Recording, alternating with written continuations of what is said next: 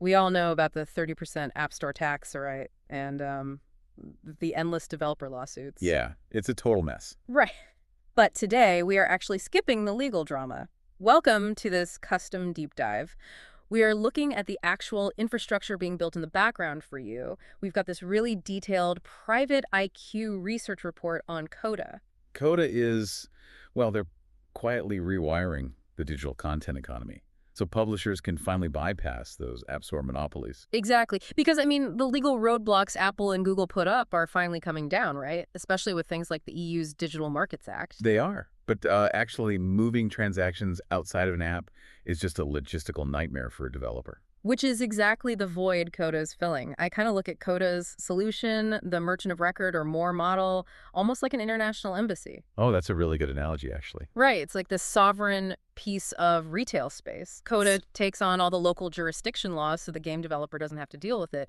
But how do they actually pull that off safely? Well, selling digital goods globally means you have to navigate this massive labyrinth of international tax compliance and regional data privacy laws, not to mention fraud mitigation. Oh, fraud is huge. Right. So Coda acts as the legal seller across, get this, 180 distinct markets. Wait, 180? Yeah. And they've integrated over 400 localized payment methods. So mechanically, they absorb all the risk and friction. Which lets a developer sell directly to a player out of the app without, building an entire legal department. Exactly. It makes perfect sense regionally. But to really challenge the global App Store infrastructure, they needed serious volume, right? The report highlights their acquisition of Recharge. Right, the Dutch prepaid payments company. Yeah. But I mean, how does buying a prepaid card business actually help a digital content bypass? So it bridges the gap between cash and digital goods. Yeah. Especially in regions with high unbanked populations, Hmm. or just users who prefer not to link credit cards online. Okay, that makes sense. Plus, acquiring Recharge gave Coda this immediate Western footprint.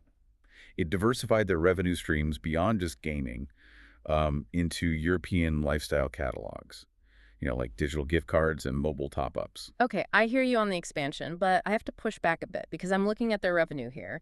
It dropped from $310.1 million in FY22 down to $168 million in FY24. Yeah, it looks pretty bad on paper. I mean, you can't just brush off a 50% haircut, right? If they need volume to survive, that drop looks fatal. It looks brutal, I agree. But it's largely an accounting illusion. Wait, an illusion? How? So that 2022 peak actually covered an extended 15-month reporting period. And it was right during an absolute pandemic gaming anomaly. Oh, right, when everyone was stuck inside playing games. Exactly. So the 2024 numbers just reflect a normalization. Yeah. And they aggressively cut overhead in legal and marketing to narrow their operating losses. Okay, that changes things. Right. And right now they're sitting on a $97 million cash reserve to fund their integration.